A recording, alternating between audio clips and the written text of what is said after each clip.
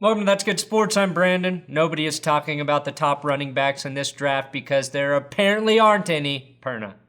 There is no Saquon Barkley this year, no Ezekiel Elliott. I mean, they're still around. They didn't die or anything. What I'm saying is, there's basically no one for the media to talk about how good that player is while still maintaining that their team shouldn't have drafted him so high. Is Saquon Barkley already the best running back in the league? Yes, but for some reason, I'd rather have the 18th best quarterback on my team. While there's no top 5 or top 10 pick at running back, it's still a very deep class by all accounts. There's 2 standouts from Alabama, another Penn State running back, and a guy whose grandpa should have been Super Bowl MVP. This is a draft running back episode of Draft Talking. Let's get sports.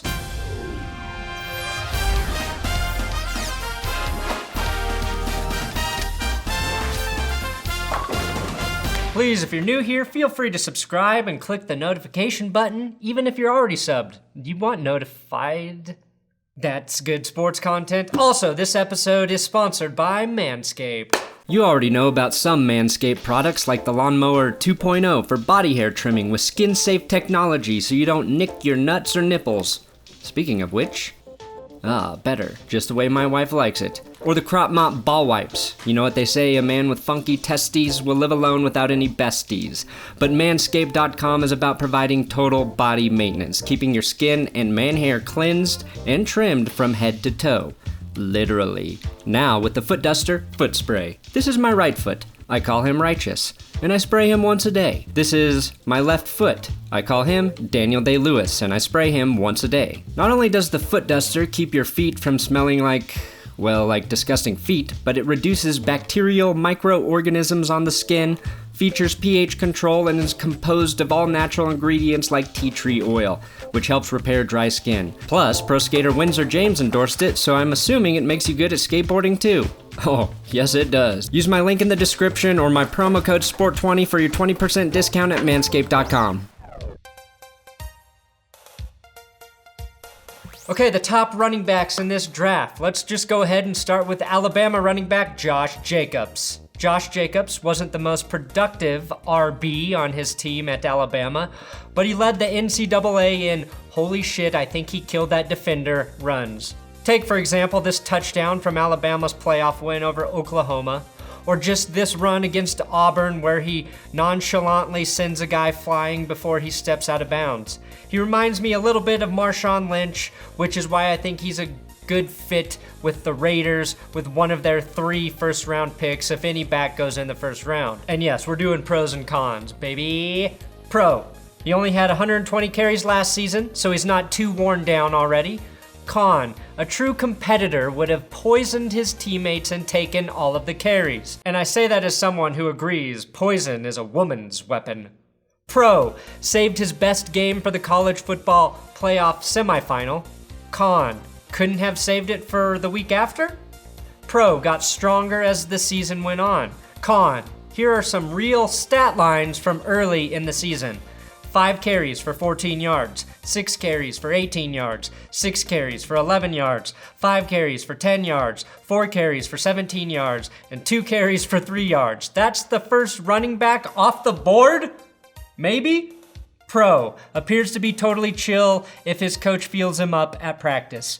Con. Won't be able to show that much mid-drift in the NFL, which is a goddamn shame. Now, from Pro Football Focus, Josh Jacobs had either a first down or a touchdown on 41% of his carries in 2018, which is the highest in the world. There's also a 41% chance he's taken in the first round. From one Alabama back to another, Shamabama Lababadama, Damian Harris got most of the work behind QB Tua Tagovailoa, but still is fresh with only 115 carries as a senior. He had 1,000 yards in both 2016 and 2017 in seasons where he averaged 7.2 and 7.4 yards per carry. At 5'10", 216 pounds, he is God's mold for running back bodies. Pro, the most productive of the Alabama running backs. Con, if you can't run for 1,000 yards with Jonah Williams blocking and Tua stretching the field, then there's something horribly wrong with you. Pro, fits well in a zone blocking scheme. Con, there's only one Shanahan left and he's set with running backs. Pro, won 2 titles at Alabama. Con, only won 2 titles at Alabama. One of my favorite running back stats is yards after contact. Damian Harris averaged 3.16 yards after initial contact. I don't know if that's good, I like that stat. Harris has only fumbled twice in his college career, and that was back in 2016 when fumbling was thought to be cool for a while by college kids, like Pokemon Go or Busch Light. His best fit? I don't know, Buffalo? Next, Miles Sanders, Penn State. Miles Sanders from Penn State, like I just said, is one of my favorite running backs in this draft, if for no other reason than he's got one of the fastest names ever. Miles is pretty self-explanatory, and then Sanders immediately makes you think of Deion and Barry Sanders, even Ricky Sanders, who was fast as hell. With a name like Miles Sanders, you have to be an NFL running back. So good job by him for giving into peer pressure.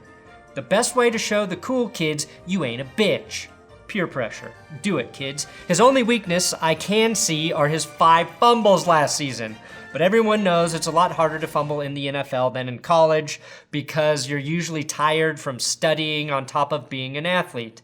Plus, your hands are usually greasy with lube from all of the consensual sex you get as a college athlete. Pro. The name is obviously worth a pro for all of the reasons I just mentioned. Were you listening? Con. Oh, shit, he only ran a 4.5 40 at the combine? Forget everything I just said. Most of these running backs ran a 4.5 or slower, so that's why nobody's going in the first. Pro, Miles converts to yards much easier than kilometers or kilometers. Con, isn't Saquon Barkley. He just isn't. We don't have the technology yet, and even if we did, I would try to turn myself into Saquon Barkley first. Pro, won Mr. Football in Pennsylvania in 2015. Con, could easily become Dr. Football if he just applied himself. Sanders' best fit might be with a team like the Philadelphia Eagles. I think both Philly and Pittsburgh are highly interested in his services because, again, he was Mr. Pennsylvania. And because they could use running backs. David Montgomery. Oh, I wish his last name was Montgomery-Burns. Iowa State. Montgomery had 100 broken tackles on 258 carries last season, which means he breaks a tackle on somewhere between half and a third of his carries. Math, again, does not mix with sports. After a strong career in the Big Ten at Iowa State, Montgomery is probably going to go on day 2 of the draft, either in the 2nd or 3rd round. Pro, played quarterback in high school, but not in college, so it shouldn't be brought up once a game. Con, is a patient runner like Le'Veon Bell. Sometimes waiting a year to set up your blocks is too long. Pro, caught 36 passes in 2018, averaging 8 yards a reception. Con, had a heavy workload at Iowa State. Not in the classroom, on the field. Come on, it's a state school. Pro, was successful at Iowa State despite playing behind an offensive line that was average at best. Con, once the NFL sees this picture of him, he will be drug tested after every game. Pro, had 109 fucking broken tackles last season, including receptions. Con, only rushed for 1,216 yards with 100 broken tackles. According to this one CBS Sports article, at best he's just another Saquon Barkley, and at worst he's just James Conner, which is a pretty damn good range to be in. Sort of like saying at best you'll own a Ferrari, and at worst a Tesla. Not the most expensive Tesla, the one aimed at people who just make around $100,000 a year. For whatever reason, he feels like a Houston Texan. Bryce Love, Stanford. Not to be confused with porn star Brycey Love, who has scored way more than Bryce Love, actually. Bryce had an excellent 2017 season, which was derailed by child abuse and domestic violence incidents. Wait, sorry, no. He does not play for the Kansas City Chiefs. He was simply injured in 2018. I apologize. Love is in a shitty situation where he could have been the first running back taken in this draft if it weren't for an ACL injury. Instead, he has a chance to be known as a steal, which shouldn't be confused with a thief. Again, he's not a chief yet. Bryce Love was always the first point of emphasis for a defense playing Stanford, so it'll be interesting to see him come out as somewhat of a sleeper in the middle rounds and potentially surprise the NFL. Pro. Some kind of Christian McCaffrey or Toby Gerhart joke. I don't know, Will and I are getting tired. Con, can't report to the team until he finishes his finals. Pro is from Wake Forest, North Carolina, and was smart enough not to play football at Wake Forest. Con, injury prone during college. Pro, majored in human biology so he can be the first to diagnose his own injuries. Con, another connection with the Chiefs we don't want. Dr. Laurent Duvernay-Tardif blocking for a biology major? Am I watching the NFL or Doogie Howser? Or even worse, one of those new doctor shows. Professionally, I'd like to see him go somewhere like the Los Angeles Rams to back up Todd Gurley. No pressure for him to start, he can heal, and then he can come in like CJ Anderson and be a star. Darrell Henderson, Memphis. Every draft needs at least one running back labeled as a home run hitter. Darrell Henderson is that guy in 2019. He had 27 runs go for more than 20 yards last season. That is about 10 more than the best backs in this year's draft. Henderson also averaged an astonishing 8.9 yards per carry. When adjusted for inflation though, that would be about 6 yards in the NFL. Still very good. Pro, he scored 22 rushing TDs and 3 receiving touchdowns and accumulated 1,909 yards in 2018. Con, he played for the Memphis Tigers, a team I can never trust after they told us Paxton Lynch was a good quarterback. Con, the AAC really isn't a great football conference. Pro, running backs are the safest bet to translate to success in the NFL regardless of where they play. Pro, will probably get overdrafted because of the Philip Lindsay effect. Con, Broncos will probably stay away considering their luck with both Henderson's and Memphis players. His only weakness appears to be blocking, which again is less and less important in the NFL since nobody is allowed to touch a fucking quarterback. Could see him going to a team like the Arizona Cardinals since David Johnson started posting photos like this.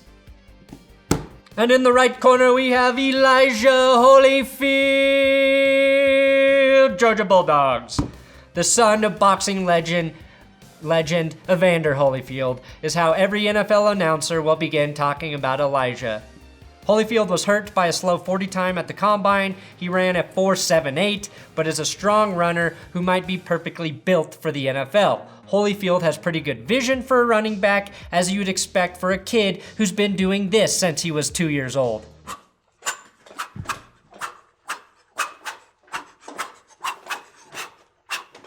Learning to dodge punches is not child abuse if your dad is a boxer. Pro, averaged 6.4 yards per carry in 2018 on 159 rushing attempts. Con, holy things have had a bad week considering the fire at Notre Dame. Pro, probably gonna benefit from that Nick Chubb / Sony Michel boost. Con, not as good as either of those guys. Pro, he's gonna be the real deal or else he's legally disowned by his father. Still better than being George Foreman's son and having 4 brothers named George Edward Foreman. Con, hasn't had his ear bitten off yet, which makes you a man. Pro, his dad is not Mike Tyson. Con, his dad wasn't in the movie The Hangover. Con, will make me research too many boxing references. He's faster on the field than his 40 time suggests, and he can punish tacklers when he runs. Will probably get drafted higher than he should due to his dad threatening to beat up every NFL GM. And finally, the most mysterious running back, Devin Singletary from Florida Atlantic. He is not the son of Mike Singletary, suck it Elijah, is a short man's inspiration at 5'7" and weighs 203 pounds. His nickname is Motor, and he just might be the best fucking running back in the draft. However, he played at Florida Atlantic, and he could literally be taken in any round of the draft. He could be this year's Philip Lindsay. Sorry to keep referencing Philip Lindsay, but Philip Lindsay is Mr. fucking Colorado and we love him here. Motor might have the best vision of any back in this class, had a large number of big runs come between the tackles, which you don't normally expect for a small guy. My question is, can he continue to break tackles at the same rate against far superior competition in the NFL? Pro, is a great goal line back for a small dude. Con, played at Florida Atlantic. Pro, scored 32 rushing touchdowns in 2017, 22 TDs in 2018. Con, played at Florida Atlantic. Pro, has a college career rushing average of 6 yards per carry. Con, played at Florida Atlantic. Pro, reminds me of D'Angelo Henderson from Coastal Carolina, drafted by the Broncos in 2017.